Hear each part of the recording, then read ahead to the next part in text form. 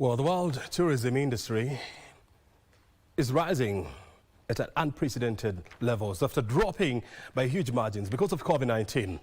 The numbers are now looking up. And last year, according to United Nations, the world registered about 1.3 billion people moving around the world. And those are big numbers. This time around, we are talking about 1.5 billion. And this number is expected to grow to about 2 billion by the year 2030. But there is a need to innovate, having learned the lessons of COVID-19 that almost brought down the industry to its knees. And so what innovations are needed in this ecosystem to drive tourism numbers? This is going to be an interesting conversation that I'll be having here with a team of experts. They will be guiding us on which areas do we need to innovate on and what kind of innovation is needed. Plus, in the second hour of this conversation, we shall be looking at rebuilding the SMEs after the floods. Remember, the Marshall Plan of the Europe back in 1945 after the World War II. Yes, this is what we need in Kenya to rebuild the SME industry in this country. That is a good conversation that we are going to have. Plus, remember, our reporters are on the ground. They are tracking all the happenings. We shall be crisscrossing around the country and, of course, giving you the latest in terms of news update. Because apart from the floods, we're also tracking the impeachment hearings of CS Mithika Linturi of Agriculture. Day 2 is expected to start any time from now. And so we shall be listening in just to hear what's happening. We'll also be looking at the preparedness of learning institutions to resume back on Monday. Remember, yesterday President William Ruto directed all schools to reopen on Monday after the reopening was suspended indefinitely last week. So we shall be looking at how the schools are prepared and how other parents are prepared to take their kids back to school. You by now know for sure that this is Base Check. We discuss serious stuff here. My name is O'Brien Kimani. At O'Brien is my Twitter handle. At KBC Channel 1 is our Twitter handle. We just want to hear from you. Well, I'm still stuck in the past. You can tell that because I'm still talking about Twitter. It's now called X. That's right. So welcome to the show. We are starting off with this conversation with the innovation in the tourism industry.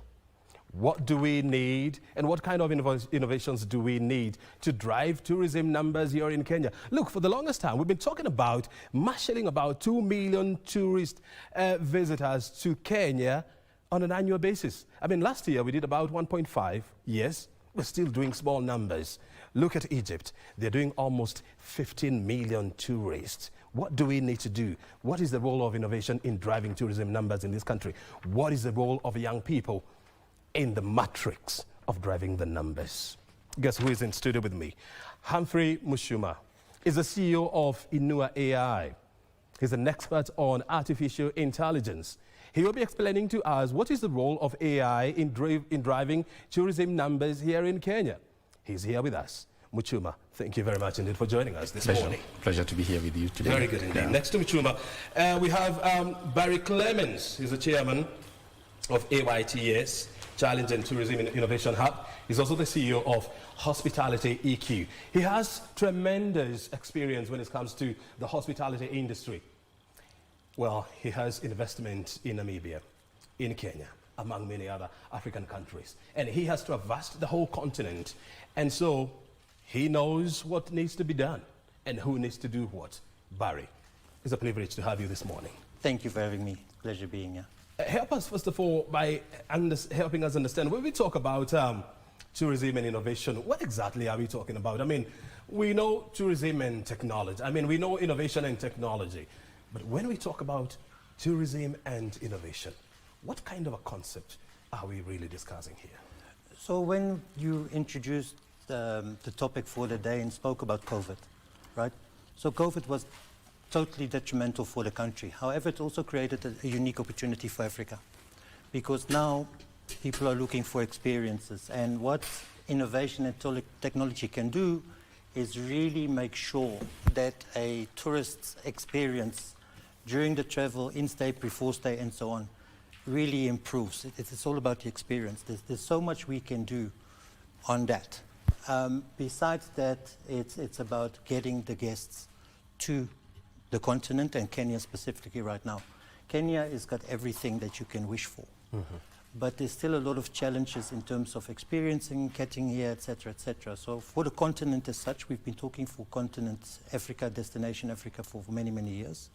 There's a lot of work to be done, but there's a lot of opportunity at the same time. And innovation will play a very big role in that, because innovation will enhance the experience, will make sure that people know where to go, what to do, etc., etc., and pre-experience the destination. When you say that Kenya has all it takes, what exactly are you talking about?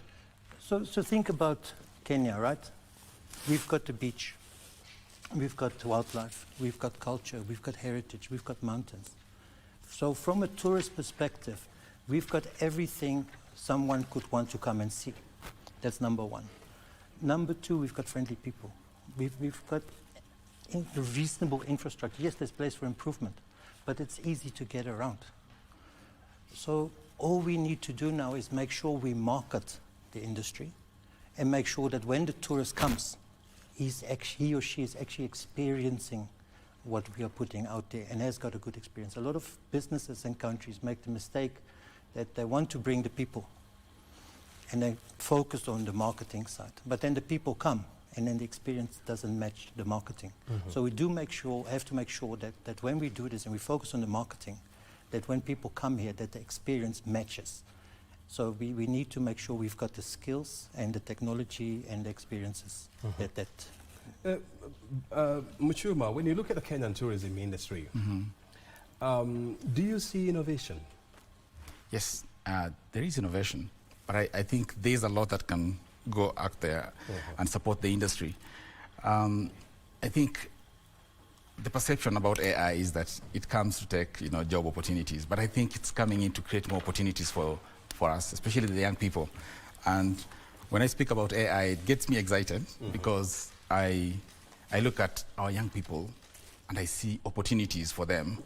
And for me, I see, like, for example, I'll give you a good example will be, what are we doing with the data that we have right now? Some of us maybe think this is a lot of work, but we have AI in place. If we do really good data analytics, that will play a big role in the way we actually view, like, tourism. We will actually get to know, like, machine learning as well, machine learning algorithms. We'll actually get to understand, like, where do we position our resources? What are the areas that needs to be reached to?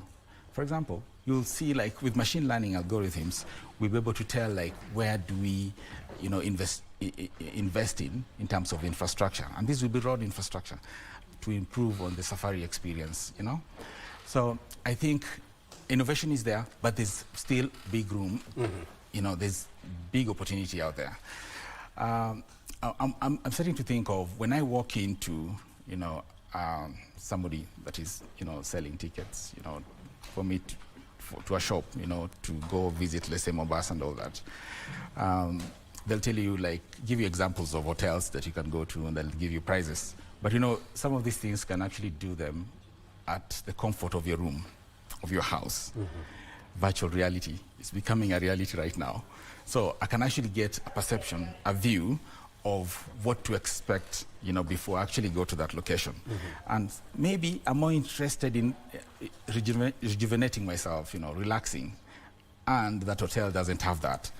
That will change, and I may decide to pick another hotel because of the virtual reality. And of course, we can see some of these things are actually presented in terms of documentations and pictures, but some of the advantages that we'll have will be, like, you actually get to see.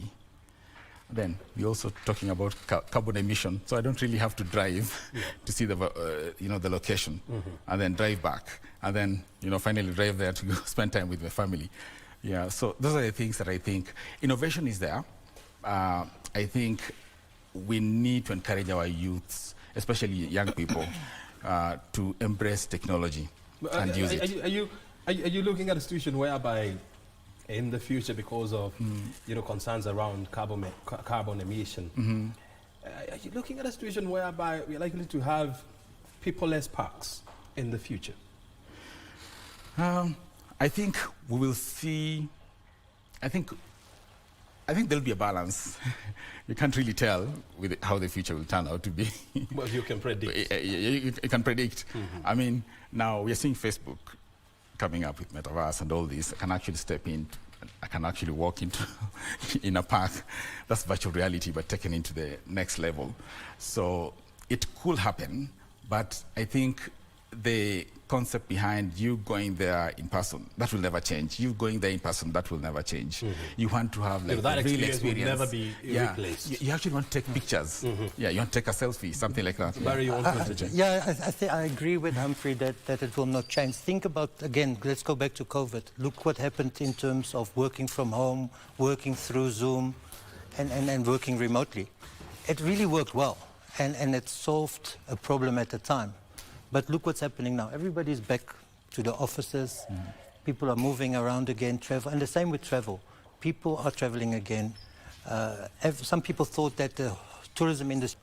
So I definitely believe that things have changed, but tourism and people-less parks will never happen.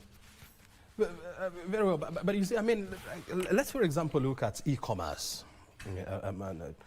Because it's always good to consult the past and the present, you know, when you want to predict the future and when you want to actually analyze what is likely to happen in the future. Look at, for example, e-commerce and how it has managed to disrupt the way we shop. Right now, people are talking about virtual shopping, that I don't need to go to the supermarket for me to shop. We are having a situation whereby, and I'll give you an example of Walmart in the US, whereby they're having virtual shopping reality kind of concepts, whereby I get immersed into their shopping mall or their shop. I'll be taken around, I'll see what I want, I'll just pick, put it in the basket, pay for it, it's delivered to my doorstep. And you've talked about metaverse, you know, which is a great concept by Facebook. So, is it high time that we rethink tourism with the e-commerce in mind and trying to reimagine what is likely to happen in the next 20, 30 years, Mr. Barry? So you're right. Look, if you look at technology, it's there to make things easier and more convenient. And the example you use with the metaverse and everything, there's technology out there where you can try on clothes before you buy it. You know, you just sit there in front of your computer, you say, I want to try on that, it puts it on your body like it's yours and like you're wearing it in the shop. And it's great. And it solves a purpose for people that don't have the time. Virtual reality in tourism is great because it helps you market a destination. It gives that experience of being there. Like Humphrey mentioned, through virtual reality as an example, you can explore different pieces of the world before you actually travel there. But it's not going to fully replace tourism. I do not believe that person-to-person interaction, like I mentioned earlier, after COVID, we're already back to that type of interactions. The same will be with tourism for a very long time. Maybe 30, 40 years from now, things will change, because if you look how things were done 20 years ago to how we're doing them now, things have changed, but it's going to be a very long process. However, it doesn't mean that technology, virtual reality, AI, machine learning, etc., does not play an important role in enhancing the experience and exploring the tourism industry. Muchuma, I mean, you know, you have a lot of experience when it comes to dealing with artificial intelligence through your company, Inua. And you see, AI is somehow disrupting the security industry, not only here in Kenya. I mean, look at how the war in Ukraine is being fought, you know, using drones and AI. That you don't have to send your soldiers, you know, to the front line. I mean, you can allow the machines to do that, and they're delivering great results. What is the future of the traditional tourism product in Kenya? I mean, you're talking about flying in, going to Diani, you know, to sunbathe, or flying to Masai Mara just to see the wild beast migration and the Big Five. What is the future of that concept, really? I think there's a conference about data management, you know, security that was happening. I think it ended just yesterday. I think what the main focus here will be data. data is the future oil. I like the way our PS of ICT puts it, Mr. Engineer Tanui. So it's the future, basically. Like, is it even the future, or it is today? It is today. Yeah, it is today. Yeah. So I think data is very important, and how that data is collected is very important, and how it's stored, and for the purpose, it's very important. So I think we need to be careful, especially the people that are in the industry, collecting all data, all this data, and sharing this data. How is this? Is it kept? You know, what are the regulations, you know, that have been put in place to regulate all this? Because with the coming AI, remember, like even the attacks we're having, they're AI generated. Right now they're AI generated, and with AI again, there's cybersecurity. So I think we need to have big investments going into cybersecurity. I have a team of cybersecurity experts that work with us at our company, and our main focus, you know, is about protecting data, protecting, you know, all this information that corporate companies in the US have. But what I'm saying is just basically huge investments in that area is very necessary, even with the concept of AI. And remember, you may come up with a very good concept, and again, somebody can hack it, you know, just bring you down. So everything, we are looking at a future whereby we're going digital, but again, measures will be put in place. So we're moving away from, you know, having a lot of things done by hand and writing, you know, or looking at, you know, pictures, just like you say, you just look at pictures and all this, but we'll have a lot of content going in, and those are the things that need to be protected. How do you go about it? A lot of investments need to go towards cybersecurity and security, you know, securing all this information and data. So that's something that we can never run away from. I think the future is bright, yes, but we have to protect the future as well. The future of AI, it's complicated. We've just gotten the start of it. I think it's going to be very complicated. How do we protect the future? I mean, when technology is changing, I mean, you know, so rapidly, and it's disrupting the way we think, the way we conceive things, the way we consume information. So how do we protect the future, honestly? I think we'll need to have experts. Every organization will need to have. We were talking about coding. You must have the basics. Computer right coding. Now. Yeah, right now, you know, like ChatGPT does 80% of it. So that means, like, you know, we need to understand, like, these things can actually code. Somebody can just sit behind somewhere and invent a Trojan, which will go and attack you. So I think we basically need to have resources. We need to invest in equipment. You know, my advice to entrepreneurs, to organizations, will be invest in technology. Don't be scared about technology. Invest in it. Get to understand it right now. As we go along, get also your staff members, go through training programs to understand, like, the need to have security, and the current trends. Basically, they need to understand the trends, and with that understanding, it's very possible for them to come out with countermeasures or ways to see, like, how can we protect ourselves from, you know, what is happening in the world right now. Yeah, I mean, there's some people who are evil, so we can't really. We'll still have some bad guys out there. Of course, yeah, people with ill intentions will always be there, but we need to be ahead of the game. You know, invest. That's what I'll put straight to the entrepreneurs and even individuals. Invest in security. Even you have a very good fund there, and you know you need to invest in security. You know, install, you know, these security tools and platforms that we have, yeah, on your phones. It's very important. It's very possible. I've experienced it myself. It's very easy for your phone to be hacked. It's very easy for your phone to be hacked. It's very easy for your phone to be hacked. I want to bring Clemens on board. I mean, you know, you have a long history with the tourism industry. I mean, I was talking to you off camera, and you were telling me that you've been in this industry for more than 30 years, 3 decades. And when you look at, for example, you know, the Kenyan tourism industry, I mean, the average age of a tourist in Kenya is about 50 years. And the average age of a Kenyan is about 22, 23 years. So clearly there's a mismatch.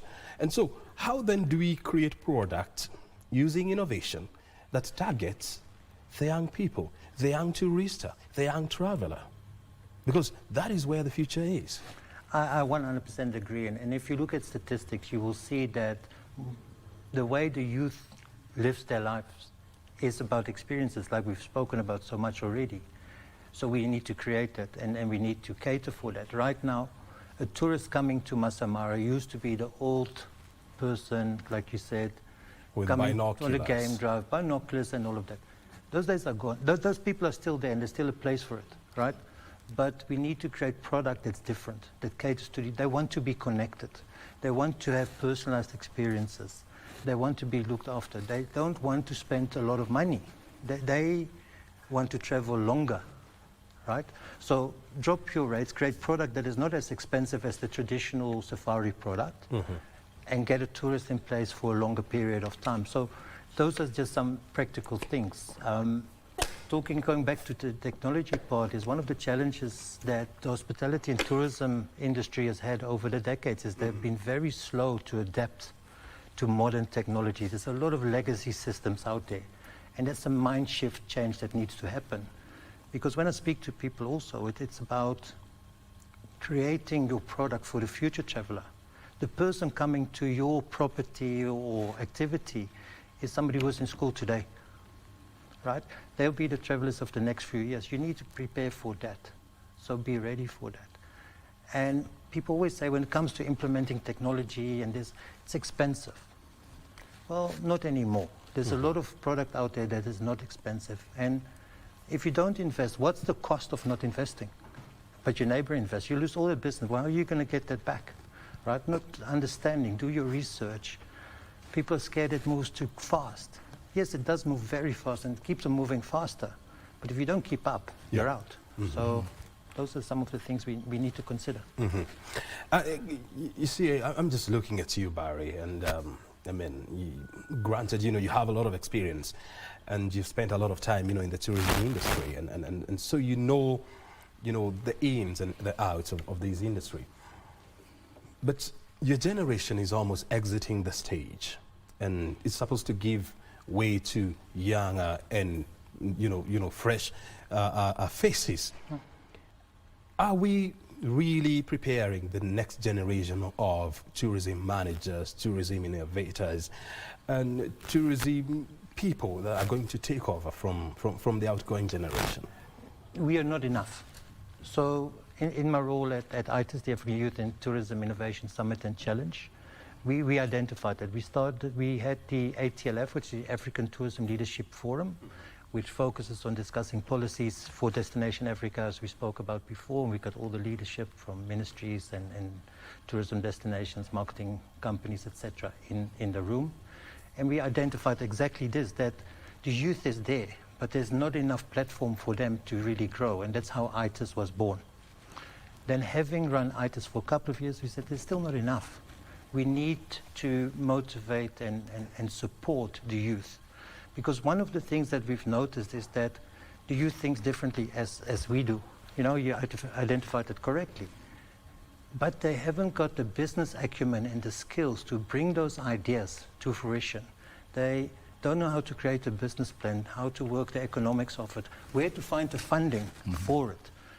And that's where, let's call it our generation, needs to do a little bit more to make sure that gap gets bridged so we can move forward in the right way and make sure that Africa as a destination and Kenya specifically can thrive through the youth.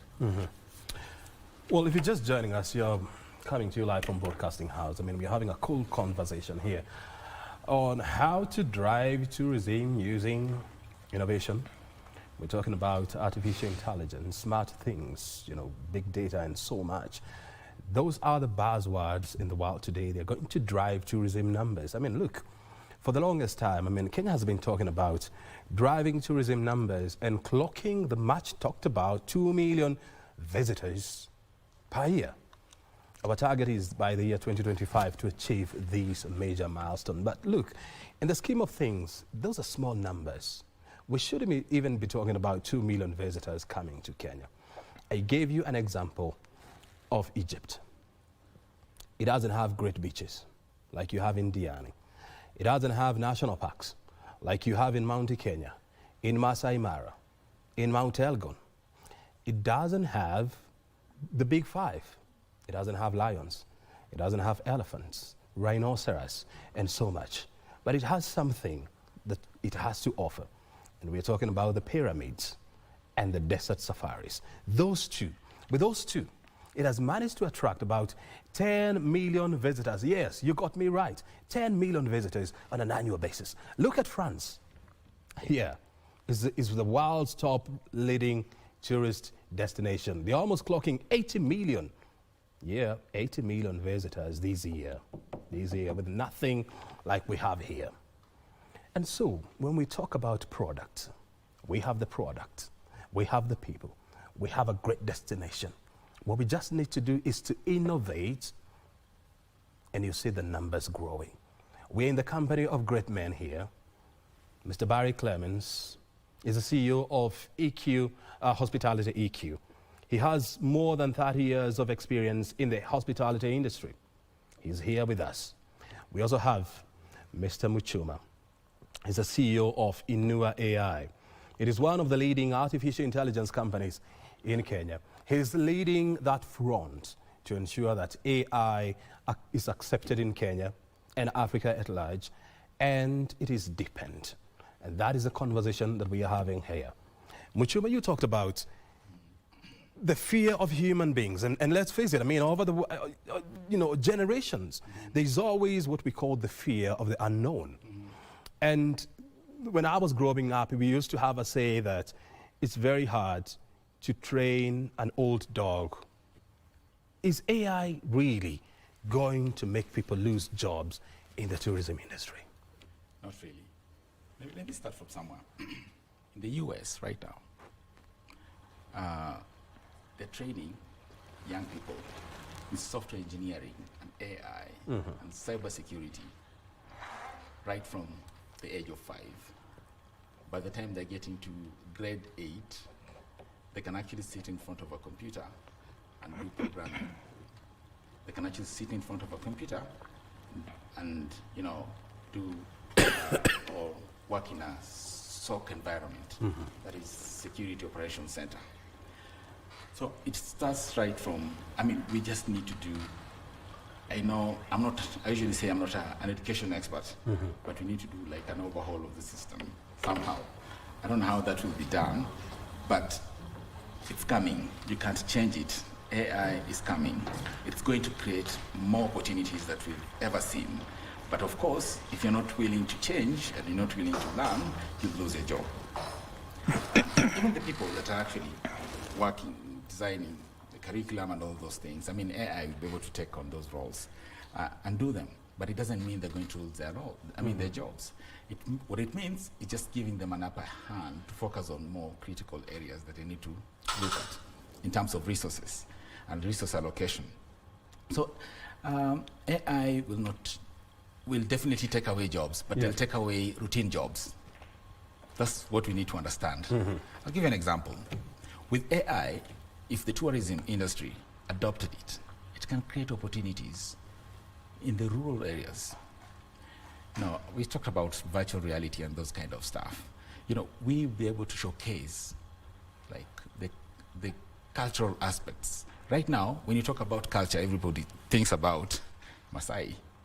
But we have the Kikuyu, we have the Luos, we have the Luyas, and it's diverse. We have a diverse market that we can explore.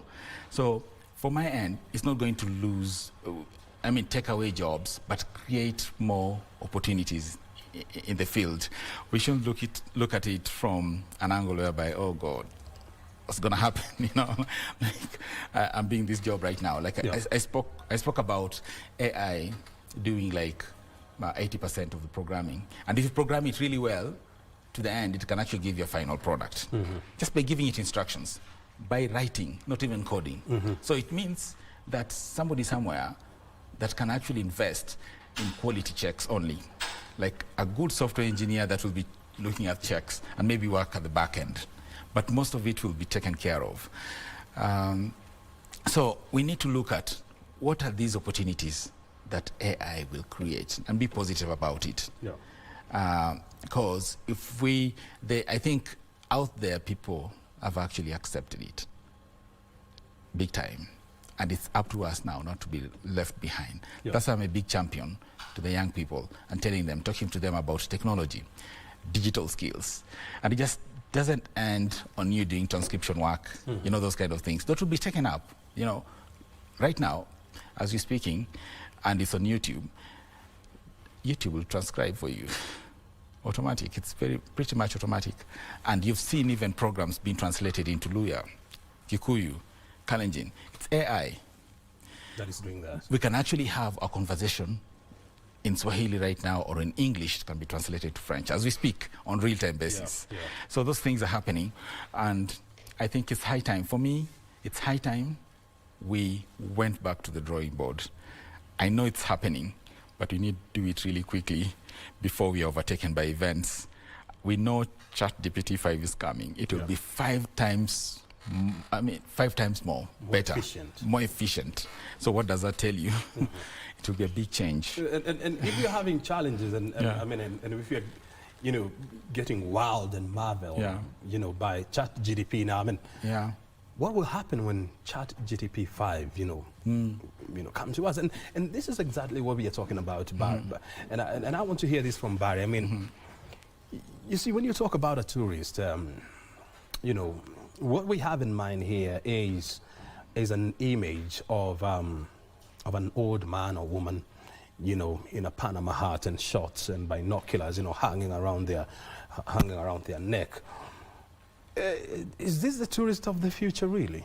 It's not. And just to go back to the topic just now, I fully agree with Humphrey that we're not going to lose jobs. Jobs will change. And because of the opportunities created, we create opportunities in a much broader spectrum, in different regions, to different areas, different people that were unemployed before, but now will have an opportunity to be employed. When we think about employment in tourism, we always think direct employment. But there's so much more. Where does the food come from that is served in the restaurant? How did the food get there? You know, so it's so much broader. So if we use AI in the right way, a lot more jobs will be created in a much broader region, and jobs will just change. In terms of the tourist, no. We already said this is not the tourist of the future. You're going to have young people that want, again, experience. The key word is experiences. They want technology. Before people came to Masai Mara and they wanted peace and quiet and just see the animal with their binoculars.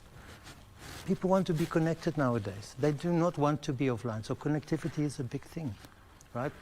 If you at your hospitality establishment have not got this Instagrammable place, you do not exist almost, right? It's important to be visible. We need to leverage that a lot more than we're doing right now. These influencers are there. So again, that is not your future tourist. It's a young person wanting different personalized experience and convenience. When we want people to Kenya, we need to make the experience an easy one. To give immigration is a big challenge. You know, if you go to a country and you've got 2 options. I want to go on safari. I can go to country 1, I need a visa. Country 2, I don't. Where am I going to go? It's not about the cost of the visa, it's about the convenience and the ease. When I arrive, what happens? Am I going to have to stand in a long queue, get asked a million questions, etc., and greeted by a grumpy immigration officer? Or is it an easy process? In Dubai, with the technology, Dubai and New Zealand already testing technology where you're registered, you're allowed to come to the country, you do not take out your passport anywhere because they use facial recognition. You just walk.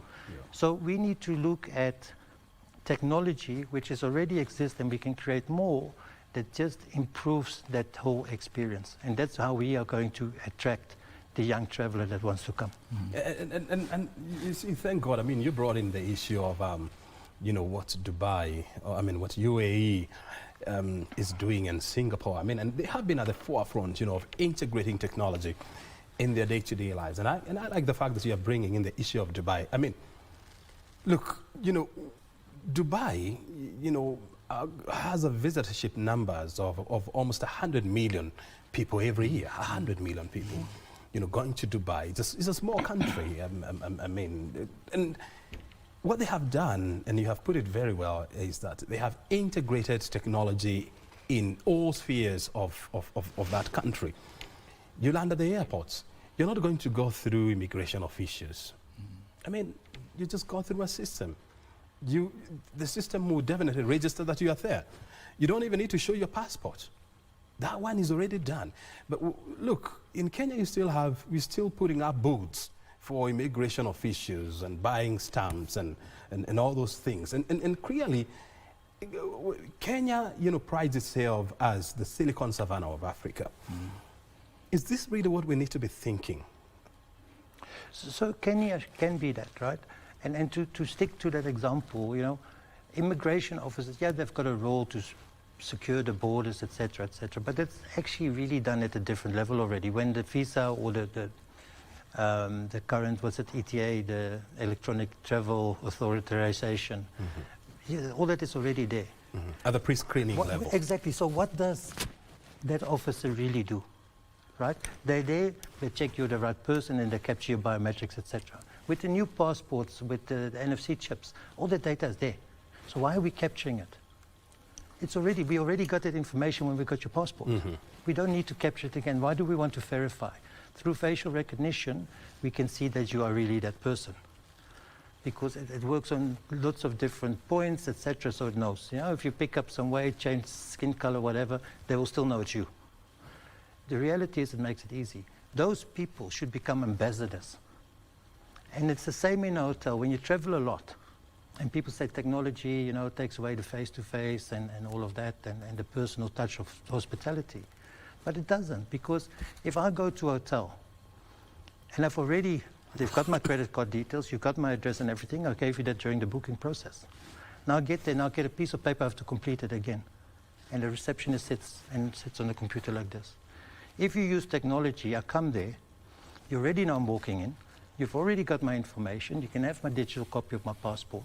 That receptionist, that 2-3 minutes can be spent on telling me, can I make a reservation? You've had a long trip, would you like a nice massage? Can I book your table in the restaurant? It's a much better experience than focusing on the mundane things that we do in check-in. So technology needs to be used in the right way so the experience enhances and gives more opportunity for personal touch rather than it's doing now. Humphrey, look, how then do we improve and make it more efficient, the travel experience? And I'll give you an example of, for example, the Jomo Kenyatta International Airport. I mean, it's the regional biggest airport facility. I mean, it's old. It's it's still using very old technology.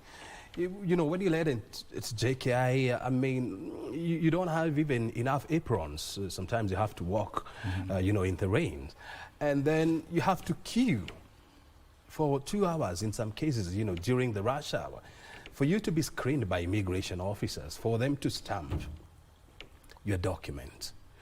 Should we really be doing these in the year 2024?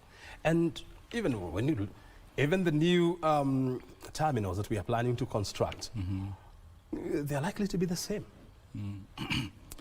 First and foremost, I must say that we are a blessed country. Right at this moment, we have a good president, focused. I think he's the best champion in ICT. I'm very sure. And then I've worked with the ICT ministry officials, and I do know, like, all these things that we're talking about right now are things that they have at the back of their heads and are really working behind it. I do know that, the way things are going right now, Kenya will never be the same in the next few years. Through this kind of programs that we have, we get to speak about them. Yeah. And we meet these people, we talk with them, speak with them, these officials. They're very, very, very positive. And I think we still have time, and we can change. We can actually change these things. The current situation, it's something that has been there. I think it's been picked. It's going to be, we want they say Rome. But is it? I mean, is it really a question of being positive? Honestly, I mean, you see, you are in business, and you've been in that space for a long time, same as you. And this is what we say in business: that hope and faith is a bad strategy. I know hope and. Of course. Hope and faith. Hope and faith is a bad strategy. It's a bad strategy. But for sure, I know like the government is doing something about it. And I can assure you, the government is doing something about it. Yeah. We won't be the same very soon. I mean, and these are things that are progressive, and they've started. So we'll give them time. But I do know that what we do have right now is a challenge that has been hereditary. It's been there for many years. But then I'm saying, like, as we look at things right now, a lot of innovation is encouraged. We have people that are doing things that are going to change the way, the industry looks like. You've spoken about JKA. Yep. I know the Minister for Transport has been there, doing all this stuff. And believe you me, BTOC, the PS, migration. Yeah. We studied him at campus, and yeah, exactly. He's a great guy, and you should see how passionate he is about immigration, about changing. I mean, yeah. You see, I mean, when you speak to so many people, there's always that willpower. Yeah. There's always that willingness to do things differently. But it's also a question of turnaround time, because look. You see, technology is not waiting for us. I know. To put our house in order so that it can catch up. It is moving, and the world is moving. And where we are failing, others, are capitalizing on that. And I'll give you an example of Rwanda. Kigali International Airport is a very good example of how you can reorganize your travel industry. Exactly. And get very good results. The turnaround time at Kigali Airport is less than 15 minutes. During rush hour. It's a very small airport, granted. Rwanda is, of course, is a very small country, compared to Kenya. And so there are lessons that we can learn out of it. I mean, we still have problems, even in big countries like the US. Exactly. I'm sure you have landed at Newark Airport in New York, whereby you have to spend hours waiting for you to be screened by immigration officials. Exactly. I mean, we'll be coming back. We need to go to County Hall and just have a quick listen. Just one point. In 30 seconds. In 30 seconds. And I think that's why the performance contracts are very important. Yeah. That's to the last point I was coming to.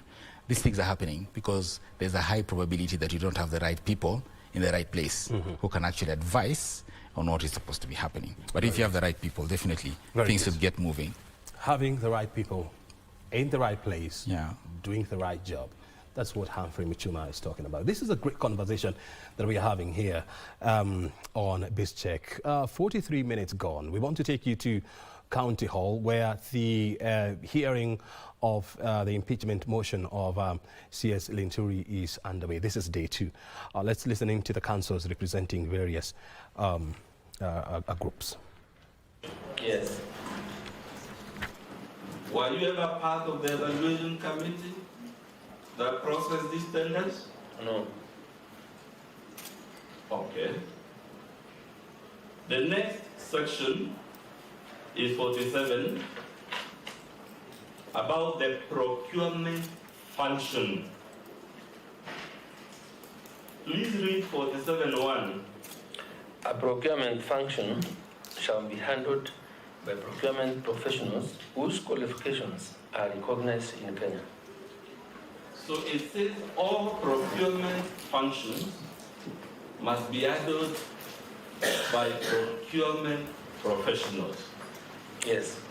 Are you a procurement professional? No. It has a 48 on an inspection and acceptance committee, correct or incorrect? Correct. Were you, sir, part of the inspection and the acceptance committee for the procurement of the fertilizer in question? I was not.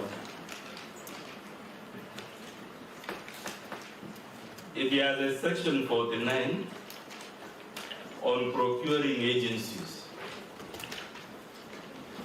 And yesterday we were shown some agency agreements.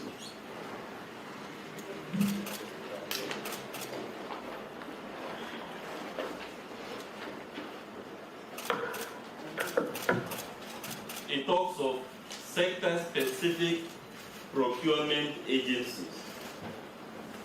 Were you an agent in any procurement of the NCPB? No. It talks of consortium buying. Were you involved in any aspect of consortium buying? No. So that we don't spend too much time, Honorable Minister, we have this chapter that is heading at just the next section, which I haven't shown you, about transfer of responsibility. In that structure, those are not my words, corporate segregation of responsibilities. Do we have any role? We have seen evaluation committees, we've seen agents, we've seen accounting officers, and many other things. Have we seen, can we see anywhere in that chapter of the Procurement Act a role for the Cabinet Secretary? Not at all.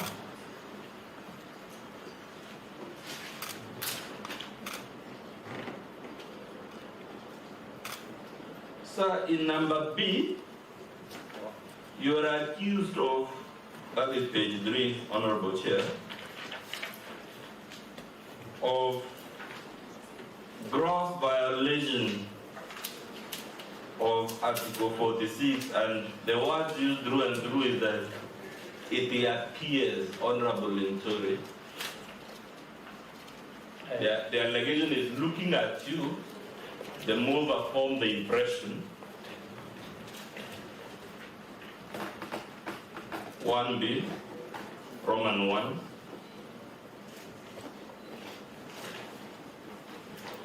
This document doesn't appear to have a B. That would be page 3. Yeah. There's Roman 2, Roman 3. No, there's Roman 1, 2, and 3. Yes. Okay. I think we are running into that problem, Chair, of pagination and whatnot, but it's okay, it's not a major issue, we'll get there shortly. Until, because I said the refraction errors, I plan to dedicate one out to Mr. Mawira so the committee can warn me once we reach 3 hours, then Mawira can do 1 hour.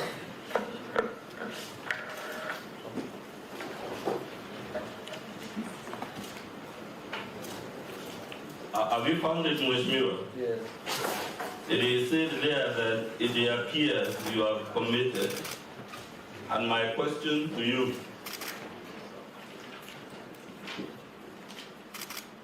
the allegation is that it appears. Can you see that word appears? Yes. To the best of your knowledge, sir, can we just look at people and based on how they appear, we conclude they are grossly violating the Constitution? It's not possible. If I look at you and I don't like your face, would that be a valid ground for saying it appears this person has committed a gross violation? No. To the best of your knowledge, sir, this allegation of appears, repeated 10 times in this motion, as the mover disclosed these things is able to see as it showed how it appears that you have committed a gross violation of the Constitution.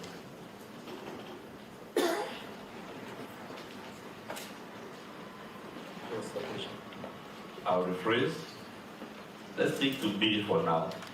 You are accused, sir, of violating consumer rights to the right of goods and services of reasonable quality and protection of their health, safety, and economic interests. Are you a distributor of any goods that are at the inquiry before this committee?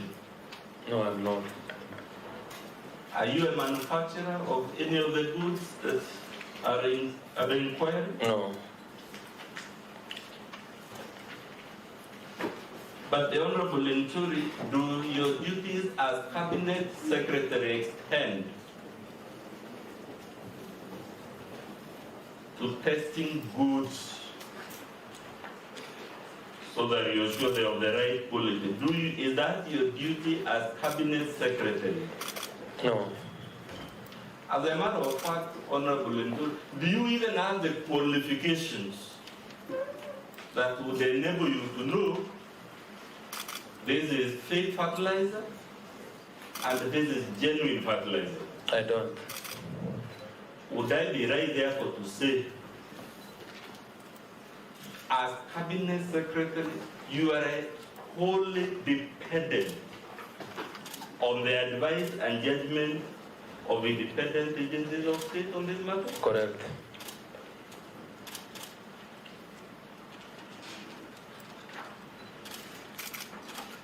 In paragraph C, it says, sir, again you appear to have violated Article 73. What is your response?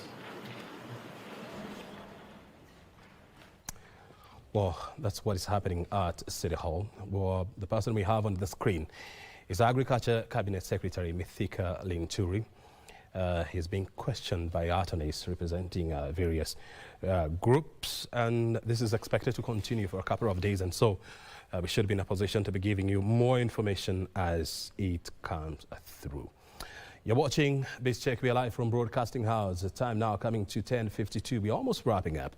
But before we do so, we just want to dash to the county of Kisumu and get to see what is happening there. And then we'll come back and wind up the show with a guest in the studio. Well, thank you so much, Brian Kimani, back in Nairobi. It is, of course, a period actually when startups are trying to recover from what used to, the effect of COVID-19 that is 2 years ago. And of course, that requires them to exhibit their products far more and more. And I believe you can see just behind me, there is a banner here that is explaining what's happening this morning here in the Lakeside Kisumu, right within the city center of Kisumu City. There is a venture market expo for startups and small and medium enterprises in Kisumu City and its environs. And of course, this shop has been put together by the organizers actually to accord enterprises and SMEs and startups a better opportunity to interact with industry players, experts, and of course expose them to financial opportunities and also get to market their products and services to the people who will be coming here. And before we move on, O'Brien, we know we are discussing innovation in the hospitality, and of course Western Kenya is also doing some great work in terms of diversifying their products to attract and boost numbers that tourists that are visiting the Western Kenya, both locally and also international tourists. And before we delve further, let me just engage one of the players in the tourism sector, Brian, to help us understand exactly how they are leveraging on technology actually to ensure that their ventures not only remain afloat but also grow in a bigger spectrum. Mr. Wallace, if you can basically move here and look into the camera and help us understand exactly, you are one of the players in the tourism or hospitality sector. Sure. And we are living in a time when technology is everything to businesses. Sure. Yes. Tell us exactly what sort of innovations are you actually adopting to ensure that one, your venture remains afloat, and also two, you carry it to the next level. Look to the camera. Thank you. Wallace Jonjo from Souvenir Safari, the home of adventure in Western Kenya. We are opening up this circuit, which is not well known, and we believe that we are the gateway to promoting the Western circuit. And we have so many things that sceneries and places that people haven't visited. So in terms of technology, let's say like today, for example, we have come to an exhibition. It means that you have to do many flyers like these ones. And since we have so many packages, Kenya is so big and wide, leave alone Western Kenya. So that would mean we'll have like 20 flyers. So what we've done, because we want to make sure that our customers, we are taking care of the environment, we just come up with a QR code, and then you're able to scan with your phone, and then you have all our packages within your phone and within your reach. So that's part of what we do in technology. I'll also bring Albroad. This is a guy who does our website, and he's our technology supplier in the industry. So maybe I'll tell him, he can advise you about AI, how AI is helping the tourism sector. All right, thank you, Wallace. Just briefly, brother, you look into the camera. Tell us exactly how do you leverage technology to ensure that the business, as Wallace has mentioned, actually is not phased out in the face of technology? Okay, first, Gabriel Kamala. I work with Souvenir Safaris. Be loud enough. I work with Souvenir Safaris. How we do it is that we improvise new technology as time goes by. For example, right now we are using an AI that can help us to send emails, maybe check up afterwards when you have our clients, and we also use it to sell ourselves in a way that we have a wider range of people that haven't visited places that we are offering. So what we do, we give them, like he has said, we have a QR code. We can send them a QR code to show them the places they haven't visited, the rates at which the places are going at. Then we connect with them and provide them with the services that they need. Well, today there's quite an opportunity for you to market your services, but then outside an expo like this, which other ways do you guys ensure that you market your activities? Even you've talked of the QR code. Where exactly do you place your QR code, or where do you mount them to ensure that people actually get to see it? Oh, yeah. Today, in the world that we live in, people are mostly based on social media. So what mostly we do, we create ads. For example, if you go to Instagram, you can find our ads there. You just scroll and out of nowhere, a pop-up will show up. You'll see our QR code. If you're interested, we have a link there. You can click on the link. Secondly, basically, early next month, we have an expo like this, but it's based in Tanzania. So we attend most of these expos to connect with our clients, to connect with our cultures too. So through that helps us to connect with our clients. Thank you so much. And just very lastly, technology comes with quite a number of security hitches, and probably, Wallace, I think I'll need you to answer to this. What exactly do you do to ensure that even as you leverage technology to take your business venture a notch higher? What strategies do you take? Do you adopt to ensure that you don't fall a victim for cyber in the face of cybersecurity as well? Cybersecurity is actually very personal to me, because there's one time I got linked to the Turkish embassy with one of the consulates, and it so happened that the supplier I was using then to do our site and all our digital marketing, his hosting was hacked. So you can imagine I had access to the Turkish market. But that day, because opportunity comes once, imagine I missed that opportunity. So from that day, we ensure that we use trusted suppliers. We don't just use anybody or only the free softwares that are being offered. We ensure that we use trusted people, because the same people who give you, the same softwares, they've spent so much money developing those softwares. So there's always a catch. So, and you never know who's out there. So I would encourage all the tourism players and even all small and medium-sized businesses to, at least you might pay a little extra coin, but use trusted software and trusted suppliers. Thank you. Thank you so much.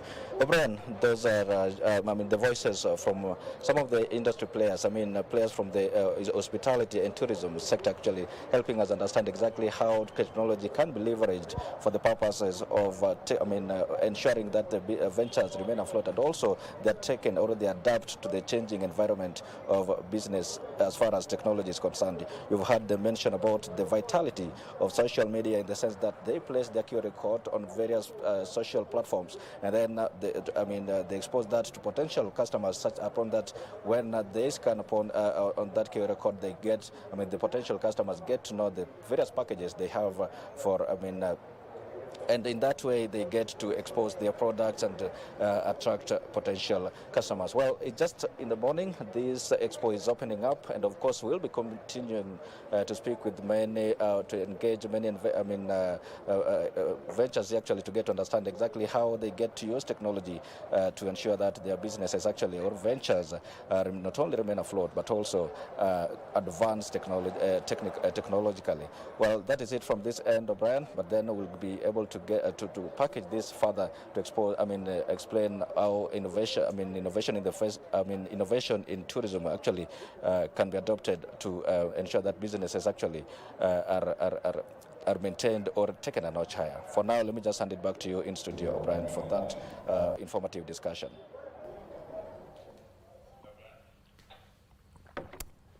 Very good. That's our reporter. In the city of Kisumu, and the conversation there somehow rhymes with what we're discussing here in the studio up now, because I can see it's well past 11 in the a.m.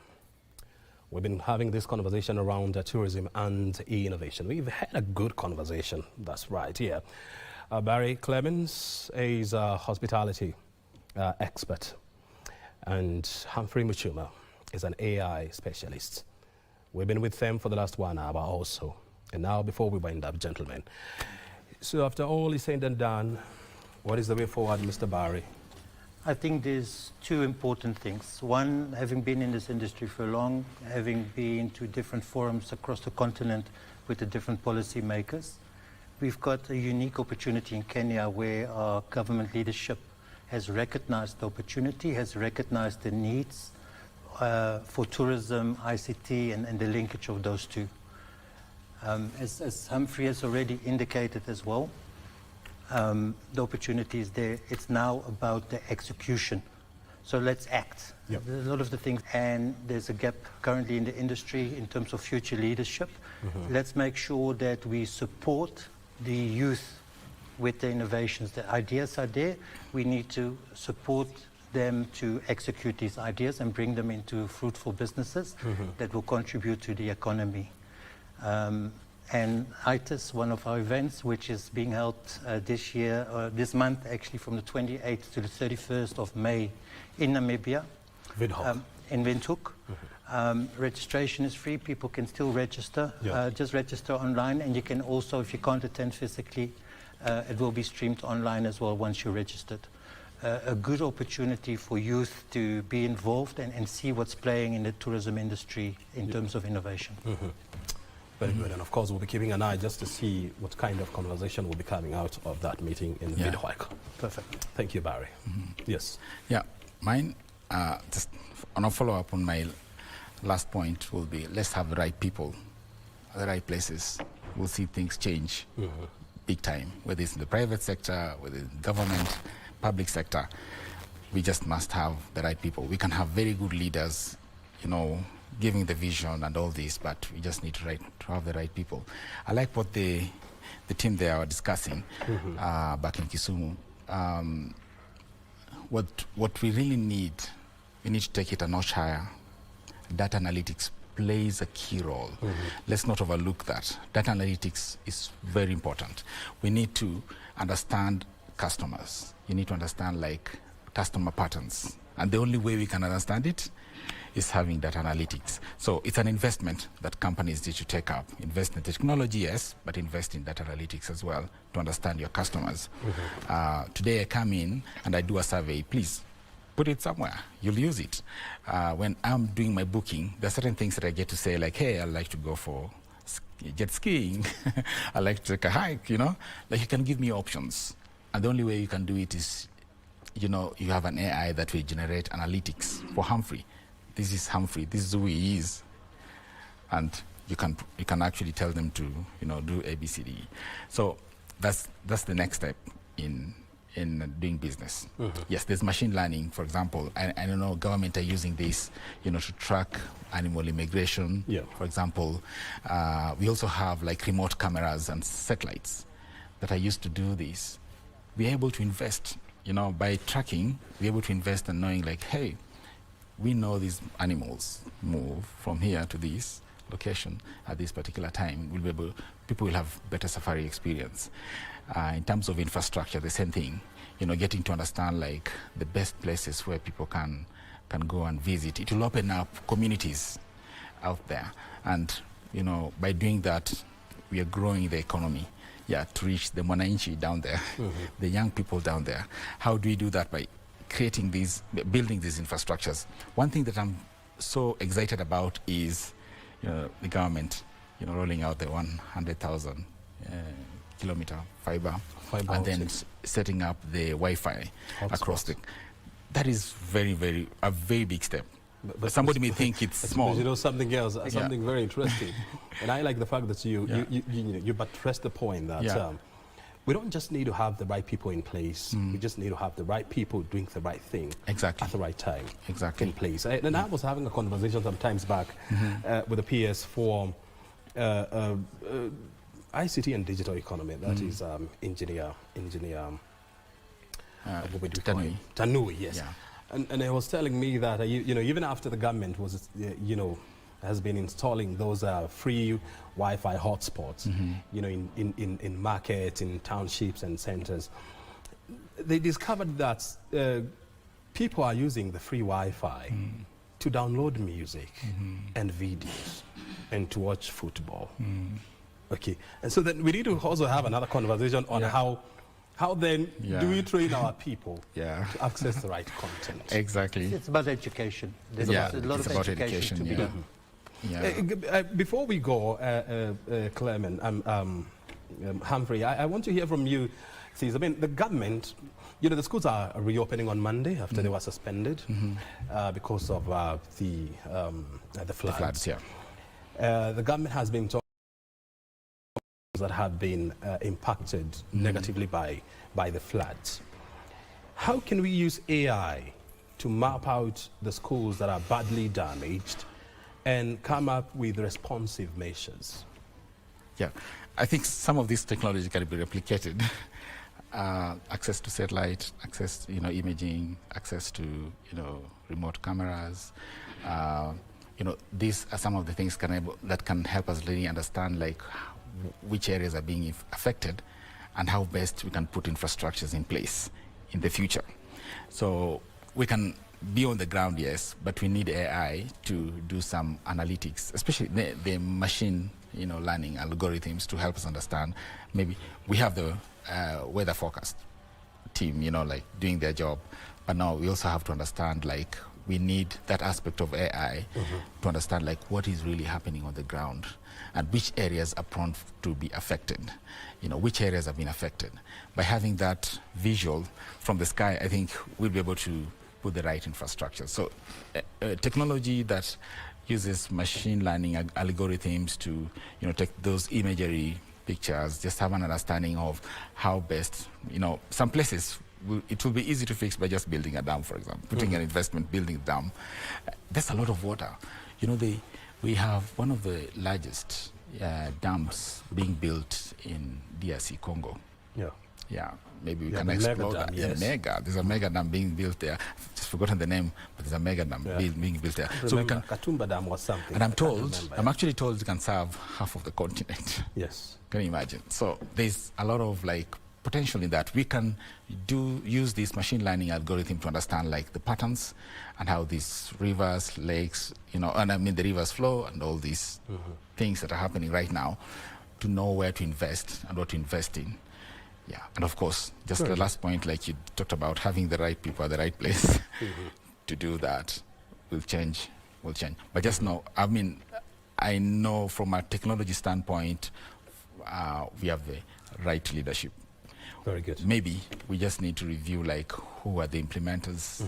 Yeah. I think what we are going to do, I don't know whether you'll be willing to come. I think I would want to have you here one of these fine days so that we talk about how technology like AI, computer, big data and Internet of Things, can help the government in dealing with some of the emergencies that we're having. As a cabinet secretary, you don't have really to go to my Mahir just to just to assess the damage. You know, this is something that you can even do from the comfort of your office. Exactly. And, you know, you can use technology just to know what kind of help do you need to dispatch to where.